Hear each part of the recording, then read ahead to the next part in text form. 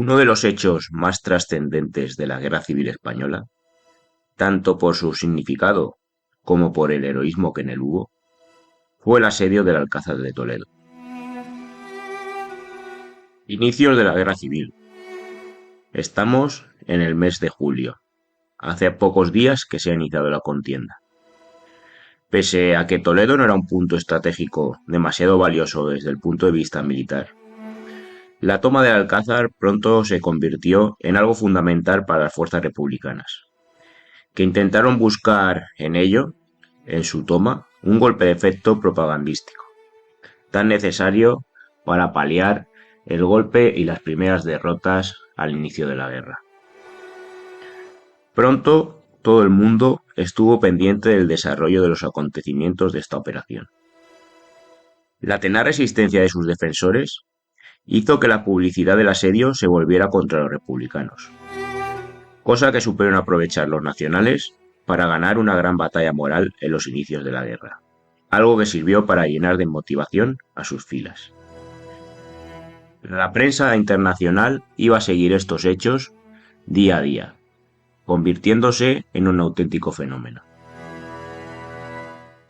A los nacionales no les importó tener que desviar las tropas que iban a atacar Madrid, perdiendo un tiempo muy valioso que habría sido precioso para ocupar la capital en ese mismo año 1936. Sabían que si liberaban el Alcázar ganarían muchos enteros ante la opinión pública. Y además harían bueno el sacrificio y la constancia de sus defensores, encabezados por el coronel de infantería don José Moscardó y Tuarte. José Moscardó había nacido en Madrid en 1878. Se encontraba con apenas 16 años estudiando como cadete en la academia, situada entonces en el Alcázar, cuando en 1897 pospone sus estudios para ir a combatir a Filipinas. Y es aquí donde empieza a demostrar que cuenta con un gran valor y capacidades para el mando. Una vez termina el conflicto, vuelve a la academia para terminar sus estudios, y es destinado con su regimiento, el de Voluntarios del Serrallo, a la Guerra del Rif en 1909. En África iba a pasar gran parte de su carrera militar, hasta que en el año 1929 es ascendido a coronel y destinado al Colegio de Huérfanos de Toledo. Con la llegada de la Segunda República, en 1931, y las reformas que trajo su advenimiento, es degradado al rango de teniente coronel. Pero en el año 1934 vuelve a ascender y se hace cargo de la Escuela de Gimnasia, en el mismo Toledo, además de ser nombrado comandante militar de la ciudad. Debido a este cargo, será el encargado de organizar la participación española en las Olimpiadas de Berlín de 1936. Se encontraba dispuesto a viajar a esta ciudad para asistir a las mismas cuando le sorprende el inicio de la Guerra Civil. Desde el principio, Moscardó supo dónde estaba su sitio, y aunque no se reveló en un principio de forma clara al gobierno republicano, comienza a desobedecer sus órdenes y a preparar la toma de Toledo. La ciudad no contaba con una amplia guarnición militar, pues en ella tan solo se albergaban algunas dependencias, además de la sita entonces en el Alcázar, Academia de Infantería, Caballería e Intendencia. Pero, por encontrarse en un periodo vacacional, apenas contaba con unos pocos cadetes y tropa destinada en la misma. De lo que sí disponía Toledo era de una fábrica de armas que contaba con gran número de munición, la cual va a ser enseguida reclamada por el gobierno de Madrid. Moscardó, que aún no se había revelado públicamente, no se niega, pero empieza a poner muchas trabas burocráticas, por lo que los republicanos le amenazan con enviar tropas a tomar la ciudad. Moscardó analiza la situación y sabe ver que poco podía hacer con los hombres que tenía, por lo que decidió enviar todo su armamento del depósito de municiones al Alcázar y encerrarse allí para resistir con sus hombres. Además, ordena que todas las comandancias próximas de la Guardia Civil abandonen sus puestos y se reúnan con él, en el Alcázar, trayendo consigo a sus familias. Una vez todos ahí, las fuerzas y material con las que cuenta, según palabras del propio Moscardo en su diario de operaciones, son: en cuanto a personal de combate, jefes y oficiales, 100. De la comandancia de la Guardia Civil se reúnen 800. Tropa de la Academia, 150. Tropa de la Escuela de Gimnasia, 40. De Falange, Acción Popular y varios grupos, 200. En total, unos 1.300 hombres. 1.200 para la defensa efectiva, por tener que atender a los distintos servicios los no combatientes. Además, a esta guarnición de hombres hay que añadir 550 mujeres y 50 niños, procedentes en su mayoría de los familiares de los guardias civiles que se acantonan en el Alcázar, además de algunos profesores de la Academia y elementos de Toledo que deciden refugiarse en el Alcázar, por lo que total se hace una población en el recinto de unas 2.000 almas. En cuanto al material, para la defensa se contaba con el armamento de la Guardia Civil, Academia, Escuela de Gimnasia y guardias de asalto y seguridad, unos 1.200 fusiles y mosquetones. Además, la Academia contaba con 2 piezas de montaña de 7 centímetros con 50 disparos de rompedora, 13 ametralladoras Hopkins de 7 milímetros y 13 fusiles ametralladores de la misma marca y calibre. Todo en uso por los alumnos en sus prácticas, además de un mortero de 50 milímetros. Respecto a las municiones, se contaba con las del Alcázar, pero sobre todo con las de las fábricas de armas que se trasladaron a su interior. En total, cartuchos de fusil ametralladora, unos 800.000. 50 granadas rompedoras de 7 centímetros. 50 granadas de mortero Valero de 51 centímetros. 4 cajas de granadas de manos Lafitte, de tipo ofensivo, unas 200. Una caja de granadas de manos incendiarias, 25. Y unos 200 petardos pequeños de trilita y un explosivo eléctrico. Material de defensa contra gases se puede decir que no existía, pues en la clase de guerra química se encontraban unas 25 máscaras, pero cada una de modelo distinto y la mayor parte de ellas sin eficacia alguna.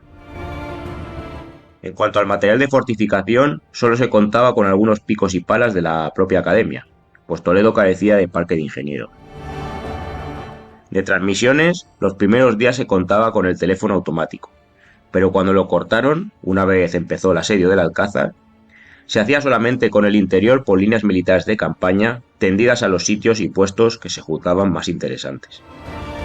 La fuerza de la Guardia Civil llevó al Alcázar la emisora transmisora de la comandancia, pero por no tener grupo electrógeno, una vez empezaron a curtir el fluido eléctrico, cesó su funcionamiento.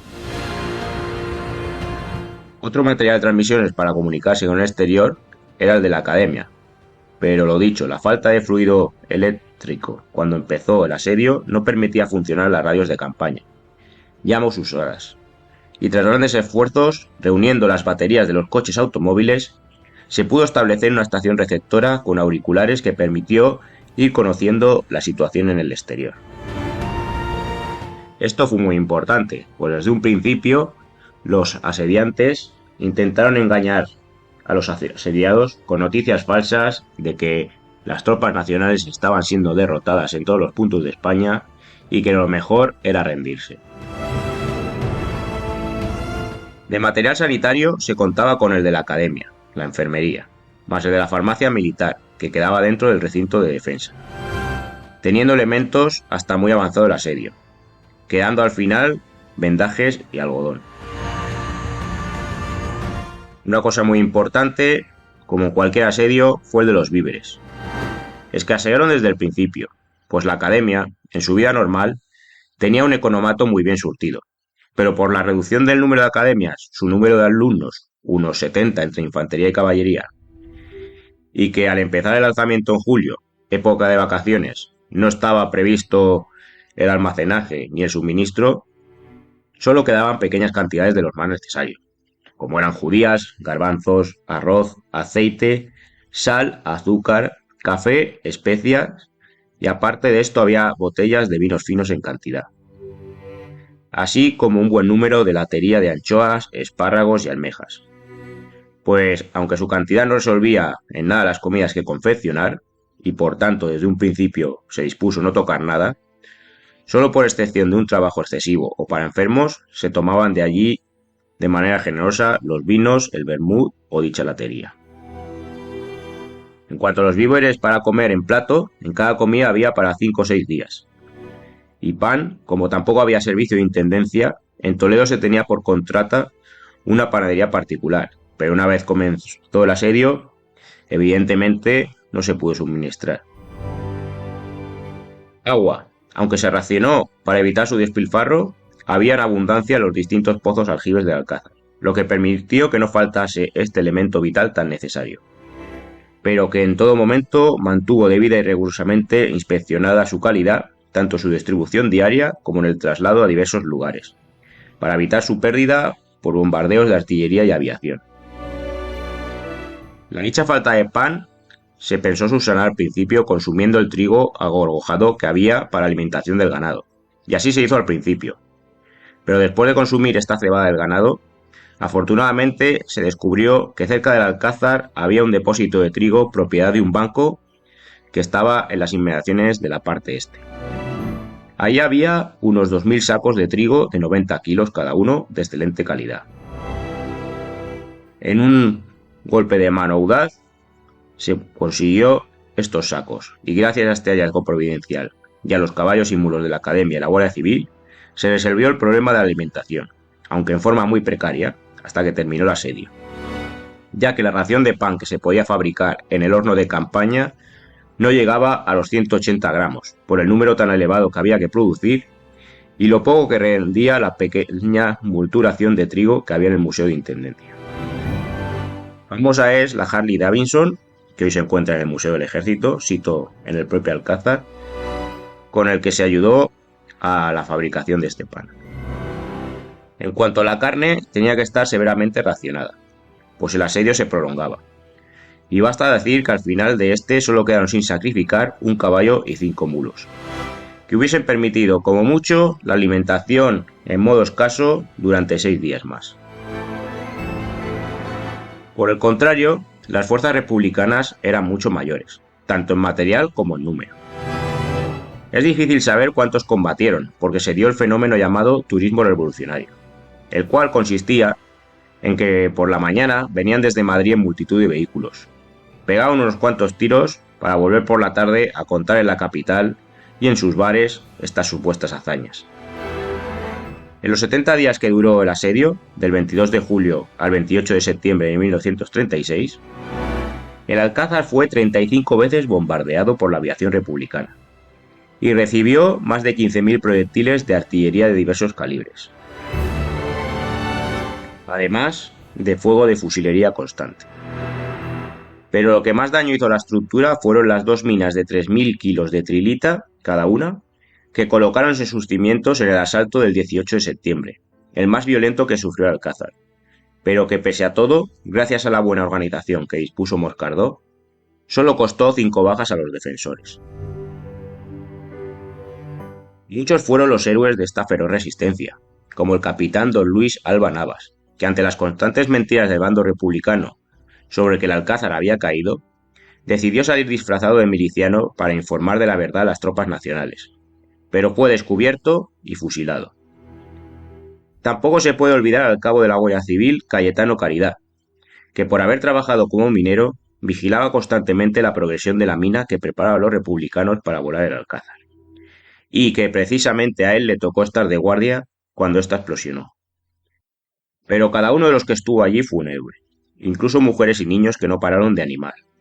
Pero todo hubiera sido mucho más difícil sin la actuación de Moscardó, el cual desde un principio tuvo la iniciativa de anticiparse a los acontecimientos y armarse lo mejor posible en una posición fuerte. Aunque hubo algunas deserciones, supo mantener bien alta la moral de los habitantes de la fortaleza. Incluso empezó a editar el famoso diario El Alcázar, que tantos años siguió después publicándose, y en el que de una manera cómica se narraba el desarrollo de los acontecimientos. Pero sobre todo, Moscardó demostró su liderazgo con el ejemplo. Aunque en sus cartas a su mujer muchas veces dice que se encuentra abatido, nunca se lo iba a demostrar a sus tropas. Por el contrario, nunca paró de animarlas. porque así era, su mujer e hijo no habían podido reunirse con él en el Alcázar. Y será con su hijo con quien Moscardó haga su mayor sacrificio como líder de la defensa, ya que como muchos siglos antes hizo Guzmán el Bueno, no aceptará el chantaje de rendir la plaza a cambio de la vida de su hijo. Dejemos que sea el propio Moscardó quien describa los hechos, en su diario de operaciones. El día 23 de julio, por la tarde, sonó el teléfono, pidiendo hablar conmigo. Me pongo al aparato, y resultó ser el jefe de milicias de Toledo, quien, con voz tonante, me dijo: «Son ustedes responsables de los crímenes y de todo lo que está ocurriendo en Toledo, y le doy un plazo de 10 minutos para que rinda el Alcázar, y de no hacerlo, fusilaré a su hijo Luis, que lo tengo aquí a mi lado. Conteste». No creo. El jefe de milicias: «Para que vea que es verdad, ahora se pone al aparato». «Hijo, papá». «¿Qué hay, hijo mío?» «Nada, que dicen que si no te rindes me van a fusilar». «Pues encomienda tu alma a Dios y muere como un patriota», dando un grito de «Viva Cristo Rey y viva España». Un beso muy fuerte, papá. Moscardó al jefe de las milicias: «Puede ahorrarse el plazo que me ha dado y fusilar a mi hijo, pues el Alcázar no se rendirá jamás». El hijo no fue fusilado 10 minutos después, sino un mes. Sin compasión, lo mantuvieron ese tiempo por ver si podían seguir chantajeando a Moscardó, algo que no resultó. Hoy en día, una columna, si la memoria histórica no la ha eliminado, es el punto donde se marca el sitio donde fue fusilado el hijo de Moscardó. Durante el asedio, varias veces se instó a Moscardó a que dejara salir a las mujeres y los niños. Una de las más famosas fue cuando el entonces comandante Rojo, que luego fue el jefe del ejército republicano, habló con él por una antigua amistad. Pero Moscardó no se dejó amedrentar y no dejó salir a las mujeres y los niños. Aunque la propaganda del régimen y él mismo dijeron que eran las propias mujeres las que se negaban a salir por no querer abandonar a sus maridos y a sus familiares, y que incluso muchas veces pidieron ellas mismas tomar las armas. Como hemos dicho, durante todo el asedio fue muy importante la guerra de propaganda.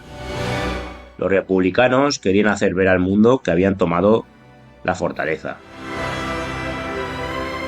Constantemente querían convencer a los defensores que la sublevación había sido derrotada y que su resistencia era inútil.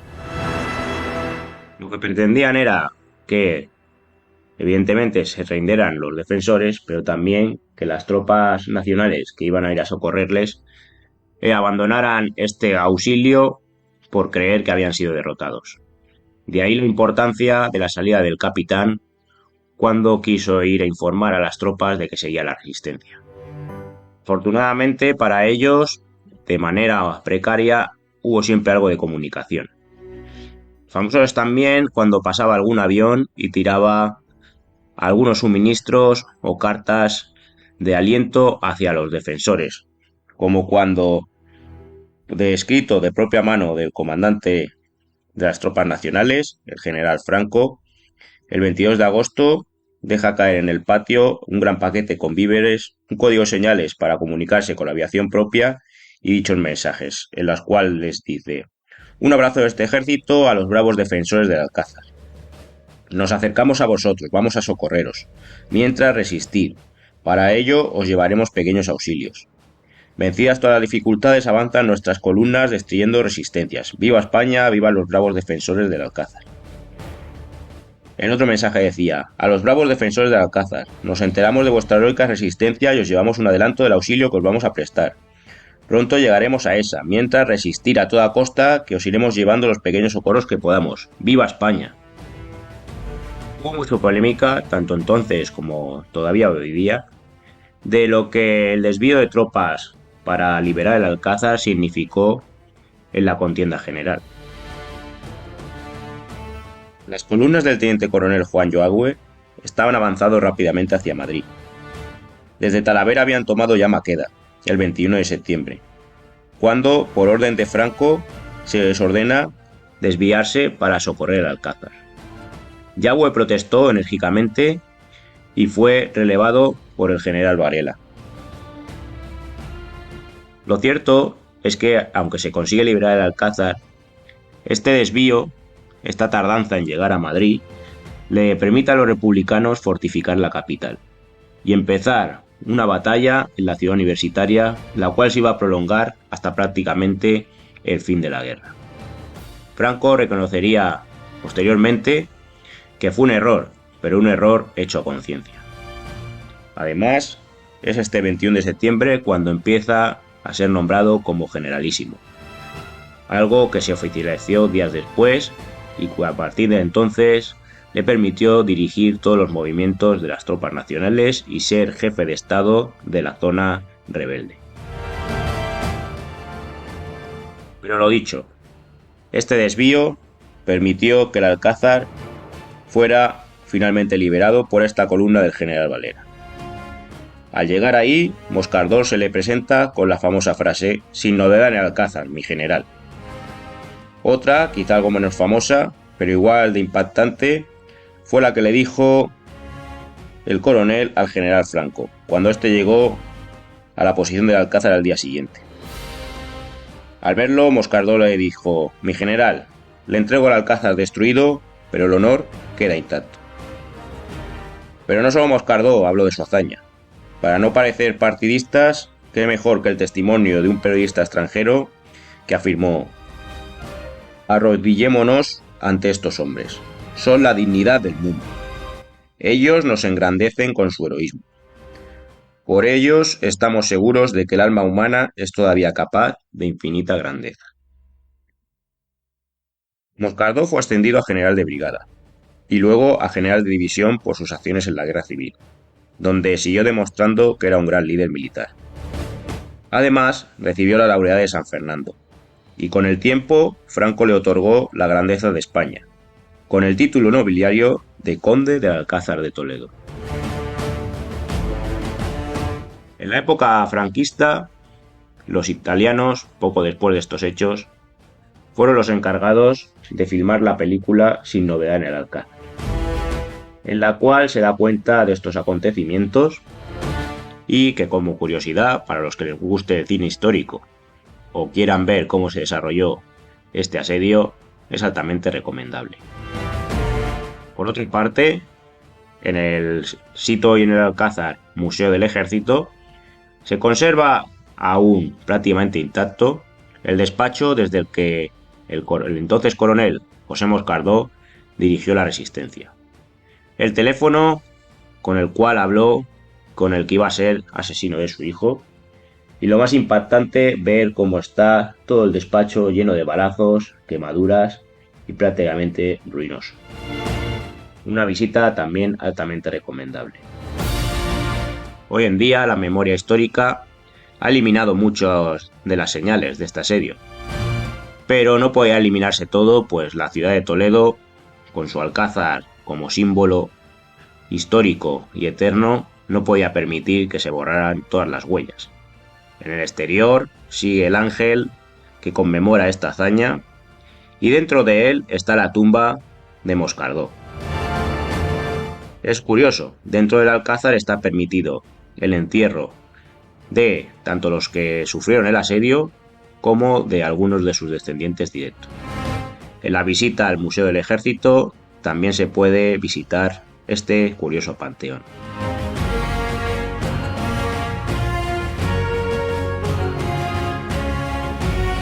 Dejándonos de nuevo de partidismos, obviando supuestas memorias históricas que solo buscan la división entre los españoles, en ambos bandos hubo, en los casi 3 años de contienda, episodios heroicos que merecen ser reconocidos.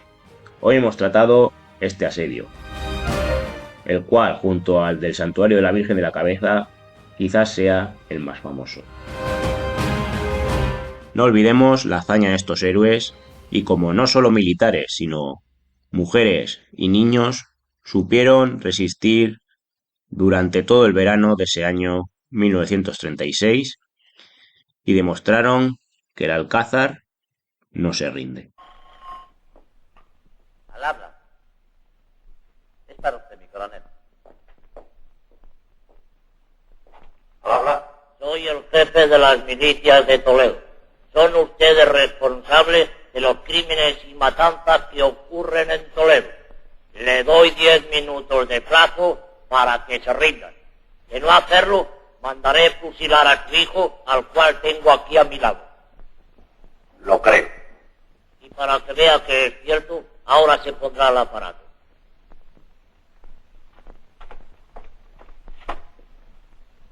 Papá.